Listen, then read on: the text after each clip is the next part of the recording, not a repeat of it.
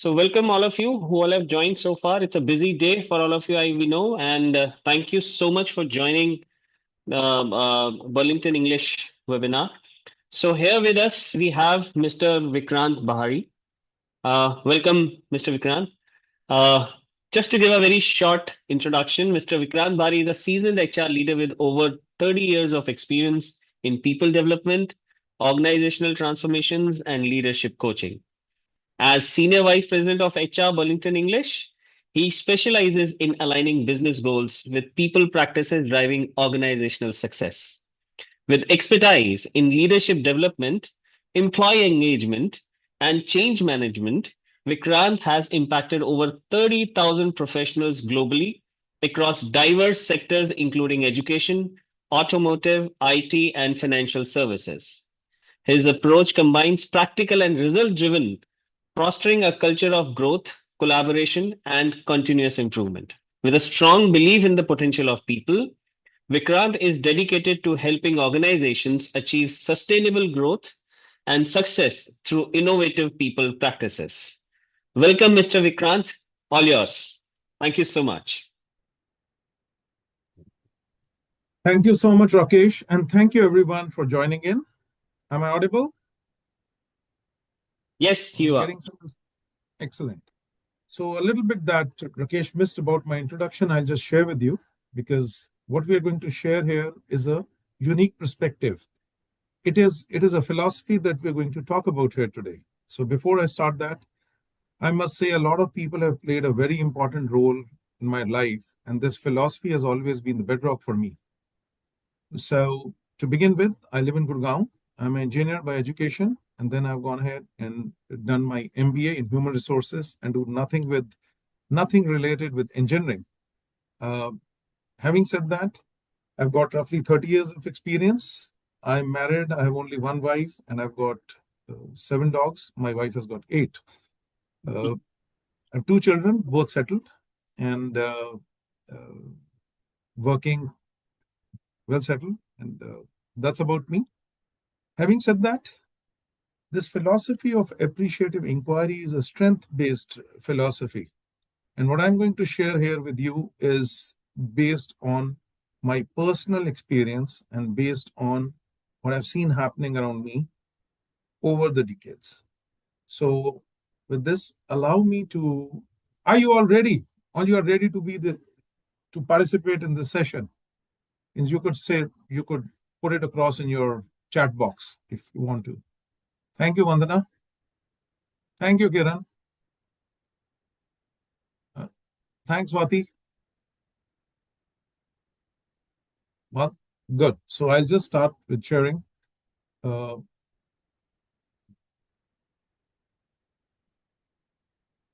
today we are going to talk about how this philosophy works to maximize careers, identify talent, and nurture it. So it has a variety of usages that it can be put to variety of uses. It could be used for teaching, it could be used for creating programs, it could be used for helping students find what they want to find in their lives. It could help them explore, and it could help them define the way of working. So I'll begin with only one thing. Sit back and relax is what I say. And I have one question. And this question I want you to answer in chat box. The question is, could you please share the proudest moment professionally in your life here in 1 or 2 lines? If you could share on the chat box. The proudest moment in your lives. Professional lives.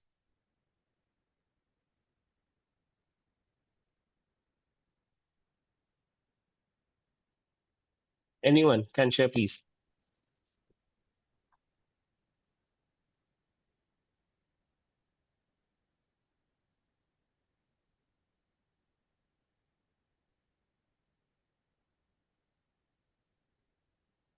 Thanks, Kiran.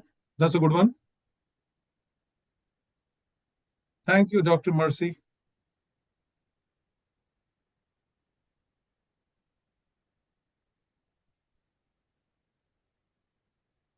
So while you're writing this and you've written this, please stay with the feeling that you felt at that time, is my request to you.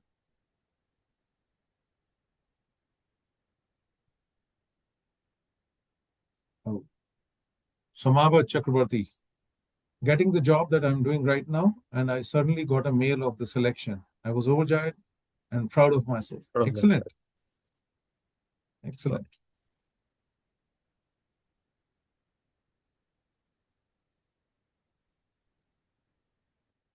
I was waiting for at least a couple of more sharings, at least. Would be grateful for that. And thanks for the gift of sharing right now.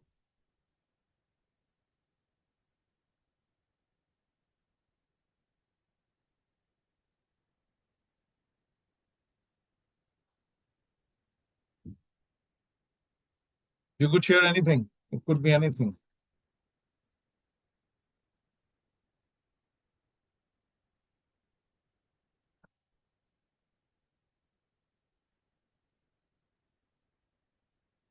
Okay. I think we'll get more of these as we move forward because.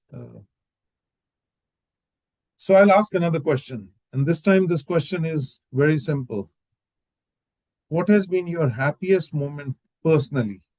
If you could share that on the chat box. Happiest moment. Just this is the last question.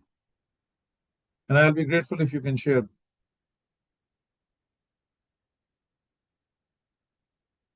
Happiest moment of your life, if you could share it.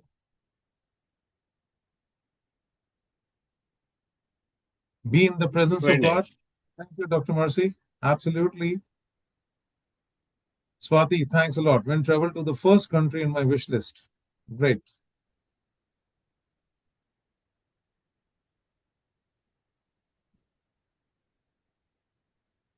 How about you, Miss Kiran? Somaba?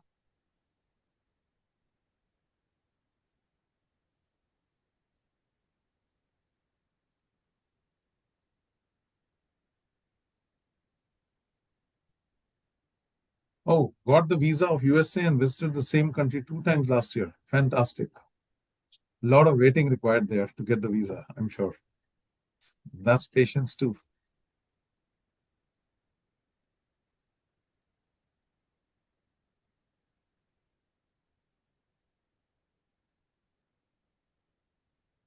Anyone else? Yeah. Sumaba, a random evening, I was returning home from college. The sky was orange and the sun was setting. It was a different kind of happiness. I don't know why I remember it as the happiest moment, the happiest, but there it is. Absolutely. You don't know where you find your happiness.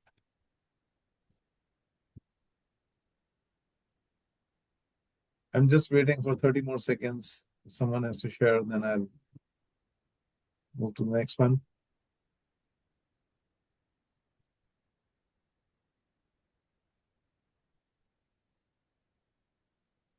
No worries. I think we'll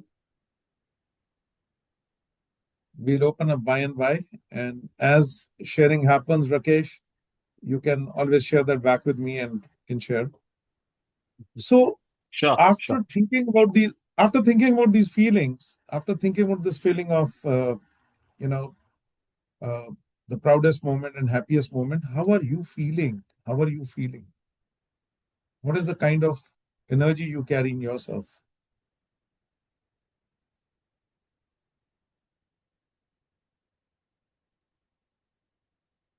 Why am I stuck? You can pick out of here.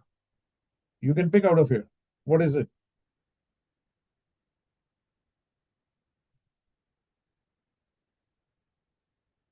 Positive, uplifting, glad.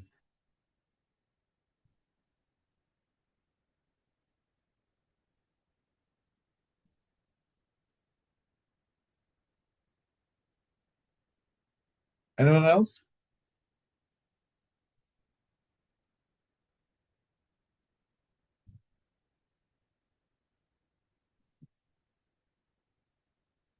thrilled, confidence and faith boost up. Thank you. Hopeful. Hopeful. Uh, the first feeling was of being satisfied. The happiest one that I mentioned, it was epiphanic. Fantastic. Fantastic. That's a great word to use. Excellent. So, all I want to put across here is that when we choose the right words, when we choose the right questions, we are able to set the right tone, we are able to get the right kind of feelings. It is our words and what we ask that decides as to what the outcome is going to be. Had I asked a question, share with me the saddest moment of your life, share with me what you failed in, trust me, the answers here would have been very different. Do you agree? I'm sure all of us agree to that. What we see is what we put the light on, is the most important thing that happens here. And that's what really matters a lot, because appreciative inquiry is about how do we change our spotlight, how do we change our focus, how do we look at things from a different angle, is what we are going to do here. So my question to all of us here is, why are we here today? In the next about 50 minutes, what is it that you have as expectations from this session?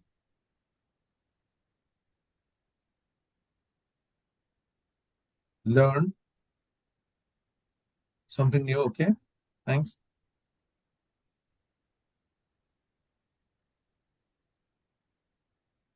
Could you share uh, anything, any wish that you have? Learn and explore. I definitely assure you, learn or not, explore, we will together. We will explore a new philosophy. So we are going to explore it. And the way we'll explore it is very simple. I want a little bit of participation more from your side. Is I'm going to ask a few questions, and I would expect a couple of answers there. So I begin with, who's this guy? Can anyone tell me who's this guy? You can look at Google, you can look at anything, and I'll help you with this. I'll help you with this. This guy is Roger Bannister. Who was Roger Bannister, or who is Roger Bannister? In fact, who was?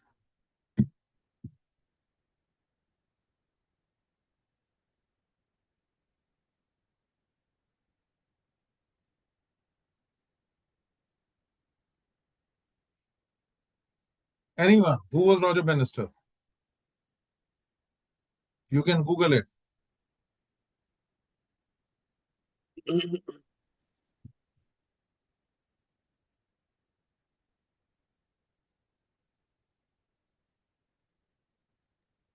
Helsinki Olympics. I think he set a record for the mile run. Yes, you're right, but a little bit more. There is something more earth-shaking about him. Please find something earth shaking. There is a little bit more. Somava says, You're reaching okay, very I near. Googled. First, I thought he was in late, but I know he's a world-class neurologist. You are correct, Ankshit. You are correct, Somba. Kiran ma'am has Now, also shared here something. comes Roger Kiran. Bannister was a Roger Bannister British was a middle British distance middle runner. distance runner and neurologist, best known for achieving one of the greatest milestones in the sports history. Absolutely. Yes, Isha. But what Kiran has said up there in the chat box that, uh, yes, Alisha, you're absolutely right. This is the first man to run a mile in less than 4 minutes. And he did this in, I think, the year 1954, somewhere around that year. Until that time, no human being in the world had ever run a mile in less than 4 minutes. No one in decades, in centuries of human history, no one had run. And here you go. Here you get this guy who runs a mile in less than 4 minutes. And the moment he runs that, within 3 years, there are more than 100 people who have run that. More than 100, 150 people who run that, overtake that milestone. They're able to do it. Why is that?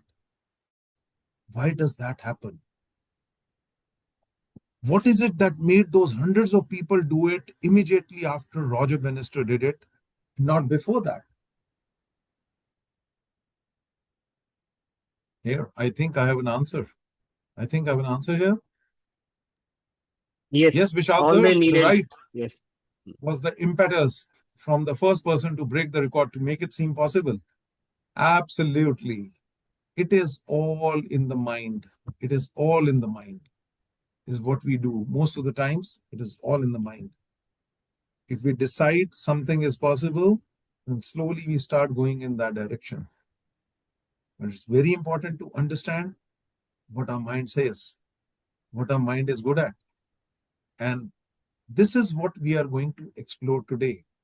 This is getting that belief, as Somava said, getting to believe in ourselves, getting to believe in our students, getting to believe in the situation. And we're not saying to do it with that male chauvinistic, you can do it kind of a bravado or energy.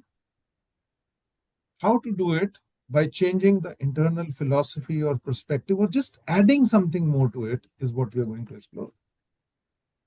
And I can assure you that thousands and thousands of people have emerged and done many things, but we can count, not count on fingers, but there are about 10,000 people who have made a marked difference in the progress of mankind. About 10,000 people. When I say 10,000 people, it could be people like Newton, it could be people like Edison, it could be people like someone who created penicillin, people like that. And if you remember, most of these people, when they started early in life, they were told they are misfits. They were told they are not good for the normal system of way of working. They are not good academically, or they're not good here, they're not good here. And people like Edison, when they came back home with a diary, and this little boy gives this diary to his mother, and mother says, son, after reading it, they say you are too intelligent for the school, so I'll have to teach you home. On the other hand, what they were saying, this child is dumb, we don't want to teach him. But she showed the belief, and rest all of us know what happened. So in growth of mankind, there's always been someone who has identified talented people and talent which was not conventional. And the moment someone saw that, they nurtured that talent, and that talent made a difference. And who is better than an educationist who's looking at young adults, interacting with them every day, and influences them day in, day out? I'm an engineer. I was very poor in maths till class 10th. But as a middle class person, you have to do engineering. I did engineering. But I had someone who believed in me. Trust me. That's not my parents. There's someone. And that is what is going to unfurl later as we speak and discuss. So, we are going to look at this philosophy of how to identify and nurture Roger Bannisters in our classes, in our colleges. And they may be runners, they may be neurologists, they may be anything. They could be musicians, they could be chefs, they could be AI specialists, they could be YouTubers. I don't know. But all I know is all of them, one day when they look back 20, 30 years from now, would look up to you in some way or the other and say, oh, this was the person who helped me and changed my life. And that's the perspective that is coming up. So as I start sharing this philosophy, I'll share it with a little story. And the story that I'm going to share with you is going to take about 7-8 minutes. And this story, you might have heard it earlier as well. But I'll try to share it in a different way, because they say very clearly, tell me a fact and I will learn. Tell me a truth and I will believe.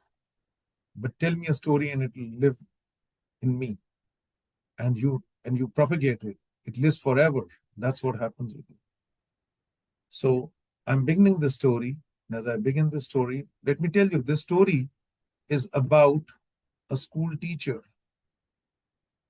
And the story is about Mrs. Thompson, a teacher of grade 5. She was a teacher who was very passionate about her work. She was a teacher who was very uh, consumed with what she was doing. And she made a statement. She made a statement, and she used to make it very often. I love all my children. What she meant was, I love all my students. And she continued to say that all the time. And one day, she was checking this answer sheet of grade 5. The grade had just started, and this was the first test, which happens after about 3 to 4 weeks. And she was checking that off. And as Mrs. Thompson was checking that off, she realized that as she was checking the answer sheet of a boy called Teddy, she would mark an answer wrong with red pen and feel a subconscious validation, which is a kind of pleasure. Again, wrong. This was got to happen. This was got to happen. This is what this boy is all about. I already knew.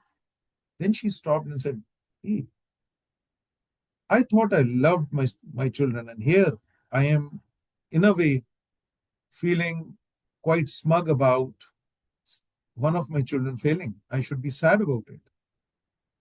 So she started thinking, why is that so? It was so because Teddy was one of the most unkempt students, was one of the most disobedient students, a student who would get into fights, who would walk out of the class without permission middle of the lesson.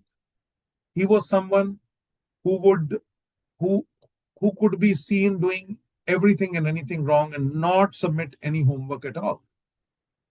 And of course, he would have wrong answers or no answers at all in the class, mostly no answers in the class. And that is what Mrs. Thompson thought, that his behavior was making her feel that way. But that school had a norm that every teacher had to go through the annual report cards of all the previous classes. So she said, "Oh, I still am left with a few students, and Teddy was one of them." So she went through Teddy's report card from grade 1 to grade 4. So grade 1 report card said, Teddy is a joy to be with. Teddy is a sweetheart, always full of energy, always polite, a quick learner. Grade 2, again the same thing was said. He is such a quick learner, intelligent, eager to please, friendly, participates in everything, has got one of the best handwritings. I'm sure Teddy is in the right place and is going to go places. Grade 3 report card said Teddy is a bit withdrawn these days. Teddy is a bit silent because his mother has been diagnosed with terminal cancer, and his father is a bit busy taking care of his wife. After list, and so we need to pay a little bit more attention to Teddy, and we should not push him too much for homework. Grade 4 report card. The last one said Teddy's mother died. His father is heartbroken, is taken up to alcoholism, can't take care of Teddy. Teddy doesn't have good health. Teddy doesn't get good food. Teddy, no one takes care of him. And he's withdrawn. And when children tend to tease him, he gets into fights. Teddy needs to be paid attention to. After reading this fourth grade report card, this was the last report card, Mrs. Thompson had a couple of tears in her eyes, and she realized how wrong she has been with her perception about Teddy. And that day she resolved that she has been judgmental and she's going to do something with that. So she realized that Teddy is not bringing lunch, proper lunch. He's just bringing 2 pieces of dry bread with some cheese or sometimes some meat thrown in. So Mrs. Thompson prepared a good lunch for him, which had a sumptuous sandwich with fresh meats, vegetables. She carried fruits for him. And during the lunch period, said, Teddy, I've got something for you. And made Teddy sit with her and gave him lunch. And Teddy happily chomped away the entire lunch. And as he was chomping away the lunch, Mrs. Thompson decided to teach him at least one sentence or two sentences of one thing or the other.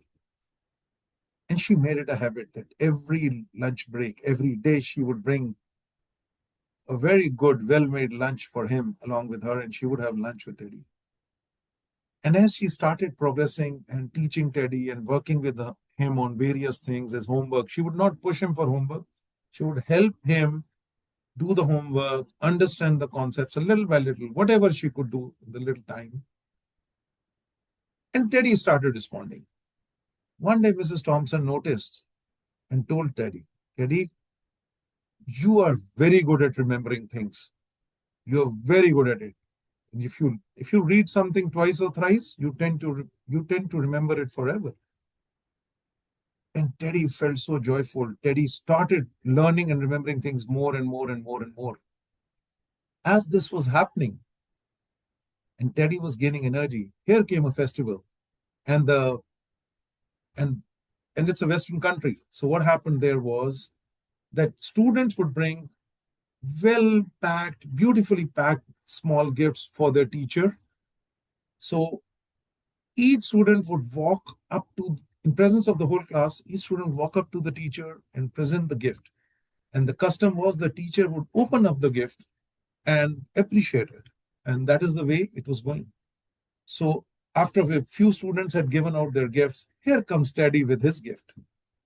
His gift is in a crumpled new old newspaper. So as he brought this up, children started laughing in the class.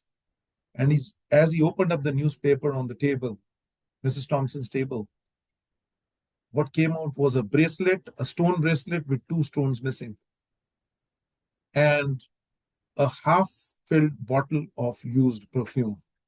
Obviously, that was his mother's, and his father he couldn't afford, so he brought this. So the whole class started laughing, Mrs. Thompson immediately wore the bracelet and said, this is exactly the color that I was looking for. This is something that I always wanted. And I've never got it. Thank you. And then she smelled the perfume, wore it immediately a little, and said, Daddy, and all the children here, this is the best gift I've ever got in my life. Amazing. This suddenly silenced the class. And now Teddy had gained acceptance from the class as well. Teddy was in his energy. Teddy was working again. Teddy was going to Mrs. Thompson. Teddy was approaching other teachers. And there, as he finishes grade 5, he passes it not with the top marks, but fair enough. Teddy was back. And as the last day of the class ended, grade 5 ended, Mrs. Thompson went to her desk and opened the drawer. And in there was a small note from Teddy that said, Mrs. Thompson, thank you. You are the best teacher I've ever had. He went to grade 6. Grade 6, Mrs. Thompson was not the class teacher, it was some other teacher. And at the end of grade 6, when Mrs. Thompson opens her drawer, again there is a note. It says, Mrs. Thompson, you're still the best teacher I've ever had. Same thing in grade 7, 8, 9th, 10th, 11th. Same thing repeated. And there comes grade 12. And on the last day of the grade 12, Mrs. Thompson is still teaching grade 5, 6, 7. So Mrs. Thompson opens up the drawer and there is a slightly bigger note. And this time is written, Mrs. Thompson, I have come second overall in the state. And I have gained scholarship admission to a very prestigious school for graduation.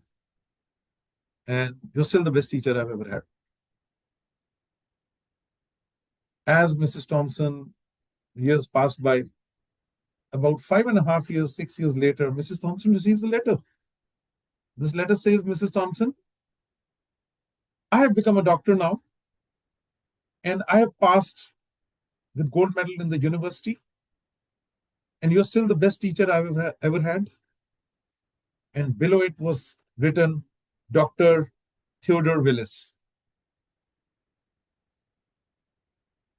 The story doesn't end here. There's still one little thing left here. After a few months, Mrs. Thompson receives another letter which says, Mrs. Thompson, I have met the girl of my dreams and I wish to marry her in this summer. It is summer because you have summer holidays and I want you to be present. You decide this Sunday, this Sunday, or this Sunday. I've sent you an open air ticket for you to be there. My marriage will happen only when you come. So she wrote back, son, I'll be there. And she gave him a date and marriage was set. As she flew in and reached the church, in front of the whole congregation, all his relatives, everyone present, his friends, he took Mrs. Thompson by hand and he took Mrs. Thompson by hand. And what did he do with Mrs. Thompson was he walked her in. After he walked her in, what did he say? He said, he sat down on his knees and told Mrs. Thompson, Mrs. Thompson, it wouldn't have been possible without you. You are someone who did so much for me by identifying, by having faith in me when no one was looking at me. And all has been done. You changed my life because you saw me. So you're still the best teacher I've ever had.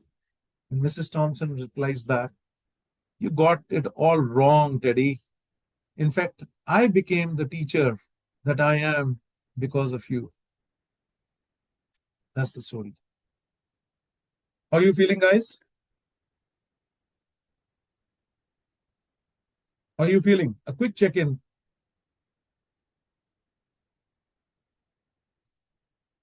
Touching. Cheers. Good. How are you feeling? And if others, if you want to, emotional, beautiful story, made my day. Thank you, Vishal.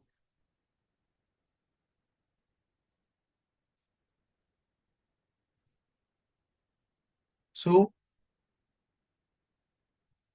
I have,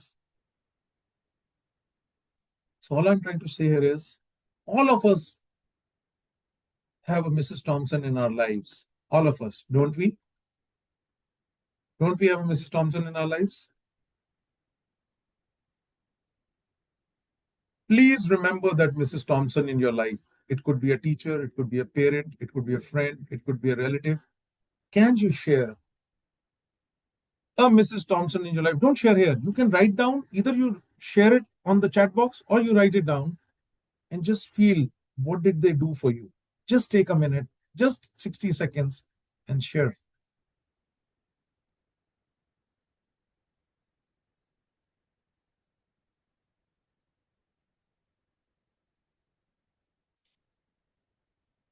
In your journey of life, some of us said, just think of for 60 seconds who has been a Mrs. Thompson of your life.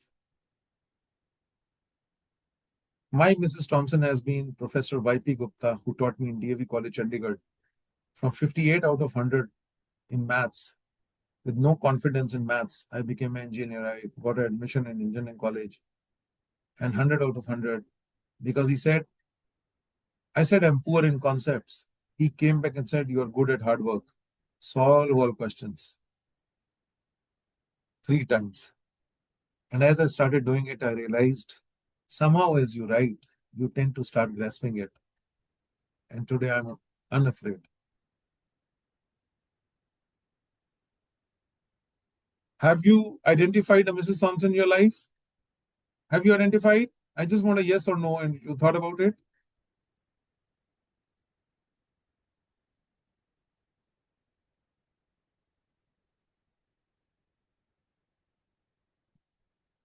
Thank you, Alicia. Thank you, Vishal. Thank you, Dr. Mercy. Thank you, Vandana. Thanks, Ankit. Thank you so much. So I'll just share with you what just now happened. What happened just now was you saw appreciative inquiry in action. So that's a philosophy that we've been speaking about. What is that appreciative inquiry?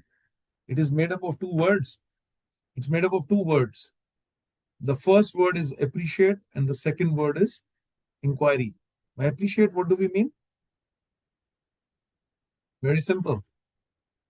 Valuing, the act of recognizing the best in the people or those around us or the world around us, affirming past and present strengths, successes, and potential to perceive those things that give life to living systems. So that's one part of appreciation. That's one word for appreciate. The second meaning of appreciate is to increase in value. So what you appreciate or value increases in value. When people say that this particular piece of land is posh property, suddenly its value starts going up, its rates start going up. When you say this human being is good at this, that human being repeats that same quality again and again, and the value of that human being goes up. That is the first part. And what does inquiry mean? Inquiry, by inquire, we mean the act of exploration and discovery with an open mind, an act of finding what is the possibility, what are the new potentials, what are the possibilities, not what is wrong with the person. What has he done what has he not done, what he or she shouldn't have done? That is what is, when you put it together, it becomes appreciative inquiry. And trust me, if we inquire or ask the right questions to find out what is possible, what are the strengths of this person, what is the new potential we can get together in this situation, and you start appreciating it, start recognizing it, is when appreciative inquiry comes in place. As simple as that. Appreciative inquiry is the study of what gives life and vitality to people, teams, and organizations when they are at the best. It could be anything and everything. Whatever is at your best comes out, and that is what is appreciative inquiry. So I'm sure that this webinar recording is something that you could go over again and again, and it'd be good for you to, for the sake of time, and this is just an introductory webinar. I'm just trying to move forward and share with you a couple of more things about it. So appreciative inquiry, is it a powerful tool or is it not? Is it a powerful tool? Yes, yes, yes. Thank you, Vandana. Thank you, Dr. Mercy. Thank you, Kiran, for the response. Now, the thing is, sometimes when we realize that we appreciate someone and the person can do wonders for us and for the world, there are chances we appreciate the person when we really don't know whether to appreciate him or not. Sometimes we can be fake in appreciating. Do we agree? And that is where this philosophy guides us, that we have to be careful. We should inquire first what are the true strengths and then only appreciate, not be in a hurry to appreciate. Inquire in depth and then appreciate. Otherwise, it can fall flat. I'll share with you how. There are these, you can see this gentleman, same gentleman, 3 pictures. Can you tell me, is the leftmost picture genuine, or the central picture genuine, or the rightmost picture genuine? Center, left, or right? Which is, there's only one genuine smile and the other 2 are fake smiles. Which one is genuine? I'm just looking at the, okay. What else? Anyone, guys? Second, middle one, left. Center, we've got 2 center, 3 center. So I've got a majority, fourth one, middle one. So do you want to Majority know the middle. truth? Majority is coming as middle, middle, middle. Excellent. So let me now tell you what is the result. Just let me show you the result. Oh, So okay. ladies and gentlemen, inquire genuinely for what is possible, what is good, and then appreciate. Otherwise, people are going to catch us. And I'll just share with you quickly in 5 minutes the history of appreciative inquiry, and then we'll go into applications. It is steeped in human behavior. it is steeped in human behavior. Appreciative inquiry is steeped in human behavior. So human behavior, first came Sigmund Freud and Carl Jung. They said by 7 years of age, child's personality is 90% or 80% made. So behavior is caused by whatever the child was born with or whatever he or she experienced in the age of 7. That is the historic reality. That used to happen last century or slightly earlier than that in 1800s. This was what was propounded. Then came the 1940s to 60s when we got Pavlov and Skinner. And Pavlov and Skinner said that people could be conditioned, they could be trained.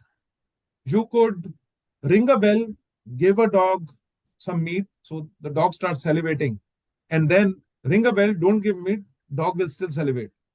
You could beat a person 3, 4 times, 7 times, or punish the person could start working the way he works or she works. You could reward the person 7, 8 times, the person could start working that way. That was conditional reality put in place. And then came 80s, 70s and 80s, wherein came anticipatory reality, wherein you get people like McClellan, but McClellan is still steeped in conditional, but people like, I would say, uh, who evolved emotional quotient, David Goleman, or for that matter, when they started looking at people like Dr. David Cooper Ryder, Dr. Suresh Srivastav in Case Western University, they started saying that human beings are the only one who have and when they anticipate something good, they're ready to take risks for that good. A person will go out and do things. So, for example, when I joined engineering college, only 30 to 40% people would get campus placements or get placed in engineering. It was a slog. I'm talking of late 80s or early 90s. But when I joined, my anticipation was that I am going to definitely land a job. And that is what helped me do my engineering and helped me become unafraid of technology, become unafraid of problems. And that helped me do my MBA, which made my career what it is. So historic reality could be past experience, lineage, culture, tradition, age, education, habits. And then conditional reality could be society, our hierarchy in society, rules, laws, feeling of jealousy, a bad boss. It could be the kind of profession we are in. If I'm a lawyer, I'll always be thinking in some directions. If I'm a policeman, I'll be thinking in a different direction. If I'm an army man, I'll be thinking in a different way. And then comes anticipatory reality. Because modern world, we realized conditional reality was good for industrial age, but anticipatory reality is good for modern age where you require innovation. Industrial age required repetitive tasks faster, but today we require innovation. We require mental bandwidth to be able to change with change, as they call it. That's why ambition, desires, needs, wishes, goals, dreams, expectations, and unlimited vision is what makes us feed. And let me tell you, appreciative inquiry is based on anticipatory reality. And don't think about an elephant. What comes to your mind? Quickly, guys, in the chat. Don't think about the elephant.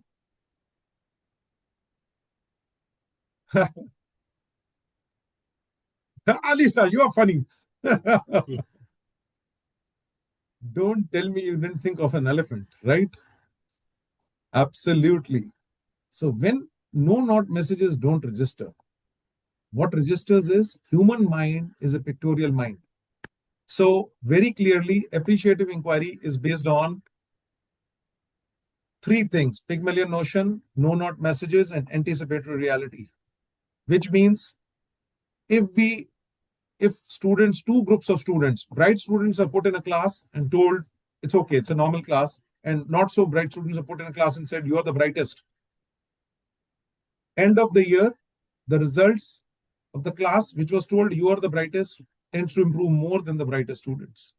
Second, you saw, don't think of an elephant, no not messages don't register. You just register what's happening. And third is anticipatory reality.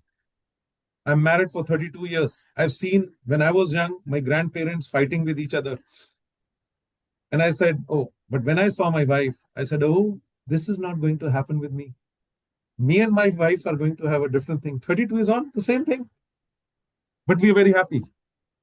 Had I not had that anticipation that my future is going to be different, I would have missed out on beautiful two kids and a beautiful support system and family that I have today.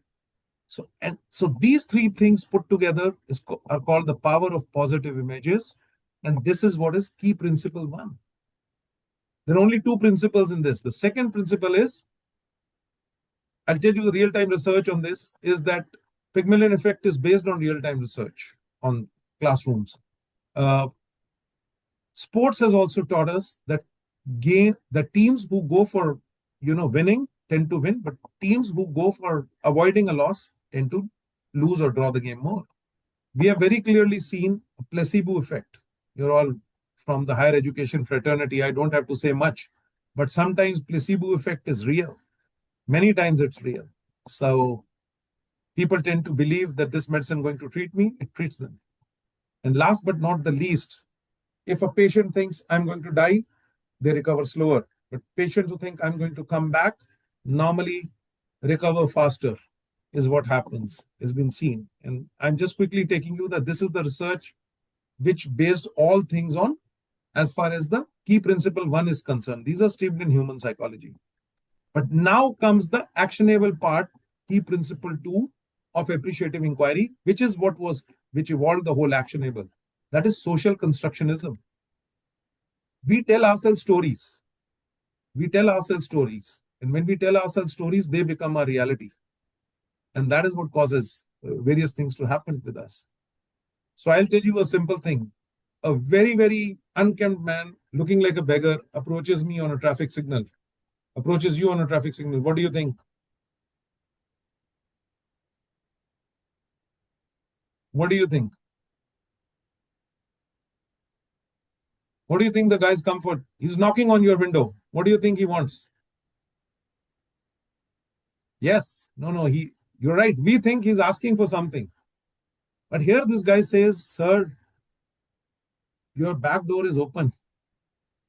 How do you feel now?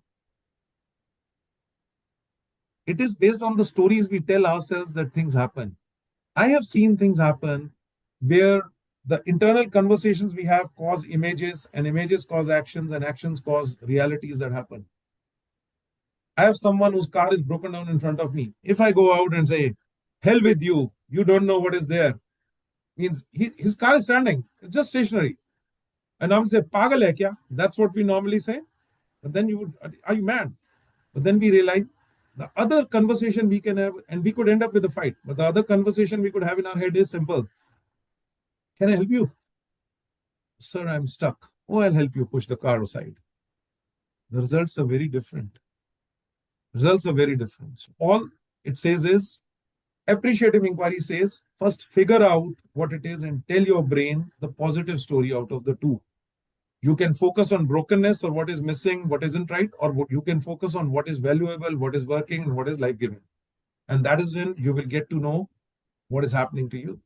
And that is what makes the difference. And you start inquiring the right questions, you start appreciating the right thing, and you develop more Teddy's, Dr. Theodor's to be right, is what you develop. Now comes the question, how do you use it? How do I put it in practice? So though it's a philosophy, it takes a long time, but trust me, I'm just sharing one thing. It's called the 5D cycle. First, you define what you want to see more of. Do you want to see more of negativity or positivity or success? Once you have defined, then try to discover what are the things which will help us get better things, which will help us get what we want to see more of. Once you discover your strengths, build your dreams around those strengths. Once you have those dreams, design how you're going to make them a reality. And then your destiny automatically comes. Because you are working on your strengths, you don't need to put a habit. It just starts coming on your own. I'll give you a quick example. My daughter Tanya is 25 and a half years old. She's a chef in Canada, definitely earning much more than her engineer brother who's elder to her. She was very poor in studies in school. Every time I would go at the end of the session, and every time principal would call me and say, this time I'm promoting her. Next time, better make sure she mends her ways. And then I realized she must be good at something. Everyone's scolding her. Her grandparents are scolding. Her mother is scolding. Everyone's scolding her. Then I said, why are we scolding her that she should be good at maths and take up engineering? Because we defined that she needs to be, we wanted to have a better future, financial future and financial independence. We defined that. To define that, we to define that, what did we do? We started discovering her strengths, and I discovered she's good at pleasing people and service attitude. So I asked her to dream something around certain careers which are more service than action. And as she did that, you wouldn't believe she wanted to be a chef. And as she became a chef, what happened? She became a chef. After becoming a chef, she wanted to go to Canada. She went to Canada. Most of the Punjabis go to Canada. I think Alisha out there is a Punjabi, I can sense. So she would agree. So she started working independently, and then she started her own business. So her dream was to go to Canada. She designed, I'll do IELTS, I'll go into uh, renowned culinary university. She went there. She did job with one of the best restaurants in the world, Michelin star, and then she started her own little business. And today, here, her destiny is different. That is how 5D cycle works. It works across. It works. It works across. It worked for me. It worked for me. I came from engineering college, which was not there, but I was able to get the right thing happening because I concentrated on what I was good at. I was good in communication. I was good in terms of my technical skills. So I would go out and always put the question back to the interviewer that, sir, the train of engineering, whether it's for IIT or me, both have landed on the same platform. Please check me. Technically, whether I'm on the same platform or not, then reject me. And they would always take me in for technical round, and I would always. So first job I got that way, and the second job I got that way. Trust me, I've not looked for more than 5 jobs. I've not interviewed for the last maybe 15, 18, 19, 20 years. I've not interviewed after that, is what happened. And that is what, because I dreamt of something, I discovered what strengths I have, but I did it during those days without knowing what appreciative inquiry is. Then I read appreciative inquiry and I realized I could do it. And that is the same thing I tell everyone. Today, everyone is afraid of artificial intelligence. So I tell software engineers, what are you afraid of? Oh, it'll steal our jobs. It doesn't. You still need someone to run prompts on AI. So you can do 10 people's job. So Abhimanyu Sai Bahari, my son is a software engineer. Now he does work of 12 people, 12 developers together. He says, I'll run prompts. So today he's doing that. He's getting increments. He's still there. He's improving. So he says, all you have to define is, I want to see my career safe. I want to contribute more. The moment you do that, you have to discover what you're good at. You have to, once you have discovered, you design. After you design, your destiny automatically changes. That is what it is. And this last video. This finishes the session. Because we started 5 minutes late, that's why it happened. So just have a look at this video.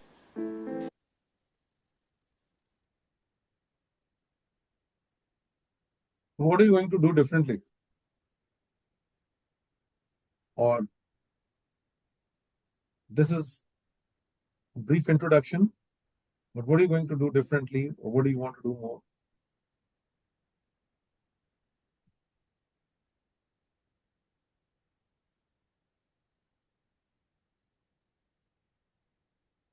You could write in the chat box, what could you do differently? What would you do differently based on what you saw now, or what based on the last 50 minutes?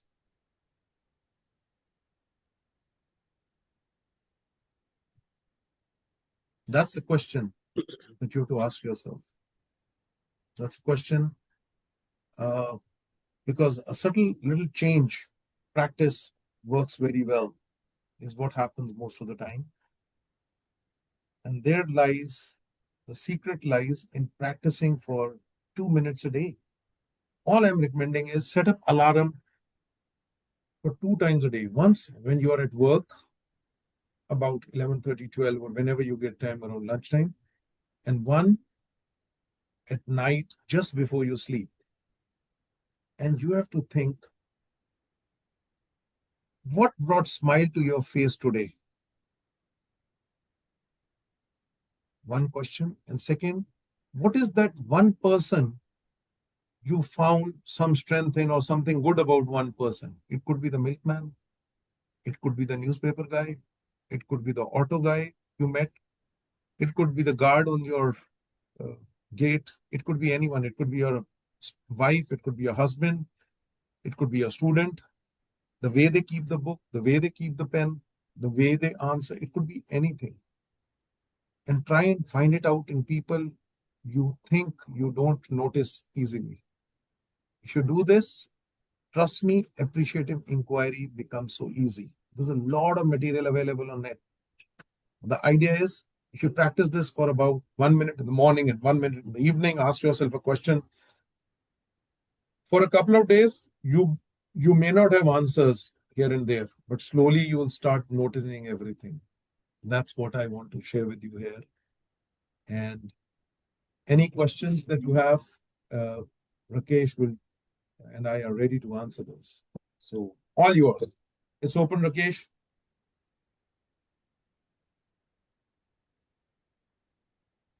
So, Samabha Chakravarti is asking, I saw a horse on the road just today. It neighed on a traffic signal, made me happy for no apparent reason. That's a nice experience, Samabha. That's one thing that brought smile to your face. Absolutely, Somaba.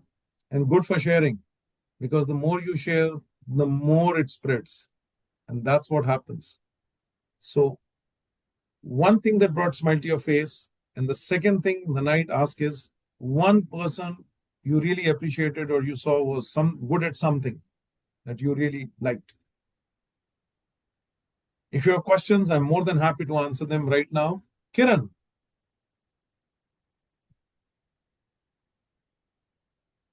They're saying, "We sincerely thank thank, you for conducting such an informative and innovative webinar." thank you, Kiran. And if you have any questions, I'll be more than happy. Really, thank you for appreciating me for this. And I'm asking, the pleasure is equally mine. And I'm asking, if you have any questions, feel free to ask us right now.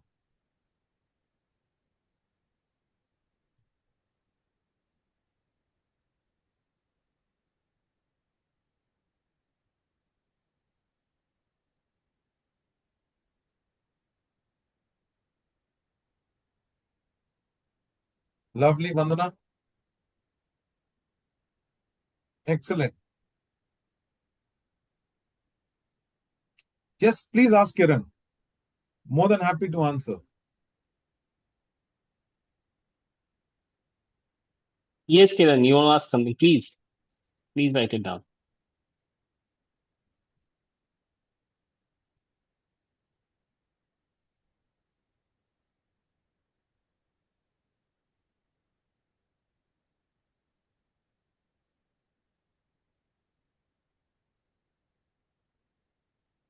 So, meanwhile, people are thinking, can I ask you one question, just of my Yeah. curiosity? Yeah, Kiran is jotting something down. You can ask a question Yeah. if you want to, Rakesh. Yeah. So I just want to ask one thing, sir. This is a very good and good thing that we should have this habit of appreciative inquiry. Can you suggest some of the tips if we how we can make it our habit on day-to-day basis from So, your own experience? so the first thing is, do this two alarm practice. What brought smile to my face and what one strength I noticed.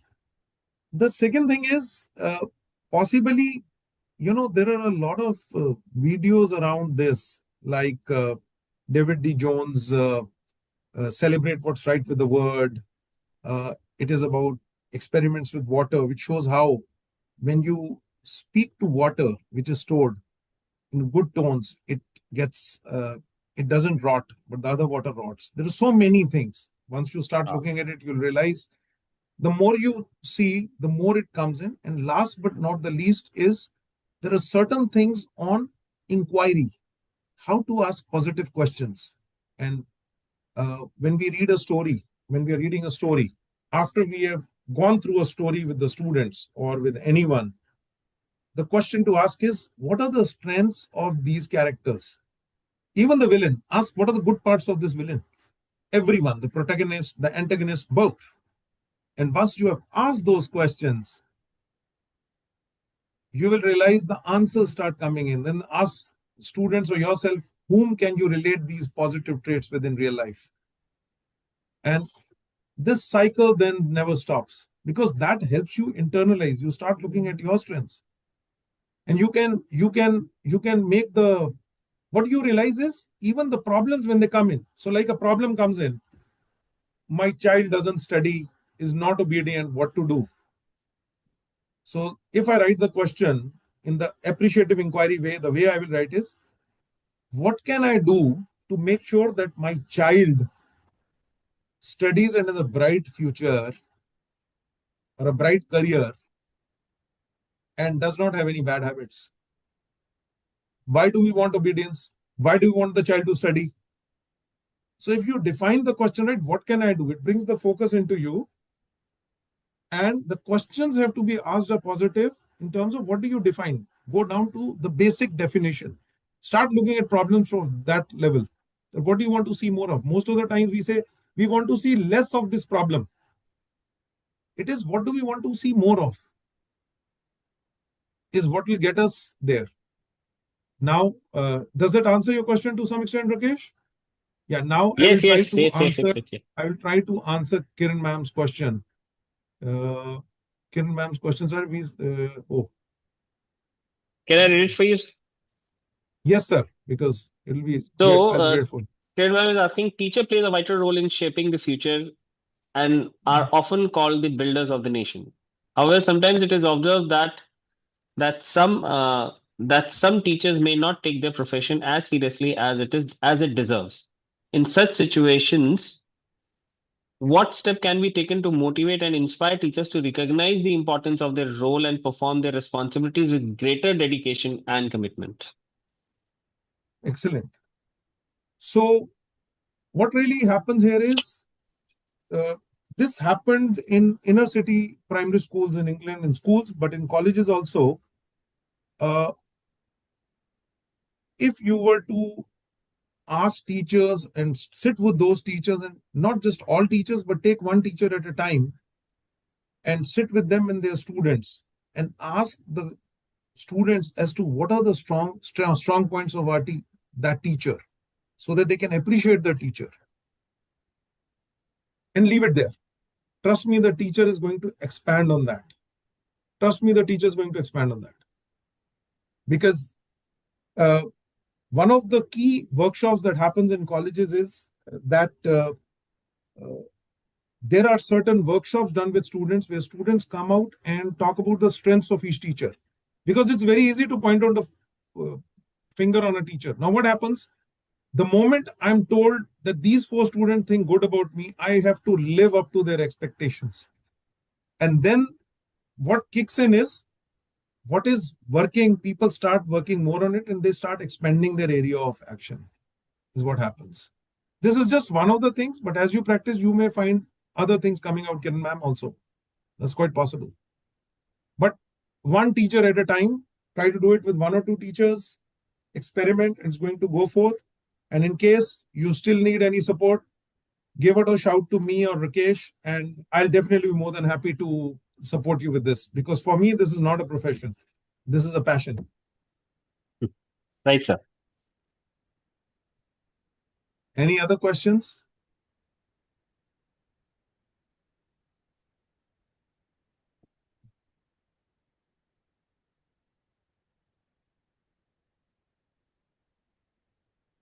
So, all the participants, feel free to go through this webinar again in case you're missing out something. In case, feel free to reach out to us at Burlington English, and I'll try to answer and help you in this journey together and share with you this, because I'm as passionate as Kiran ma'am is, as being an educator. She's passionate and I'm passionate, and all of us, most of us as educators are passionate.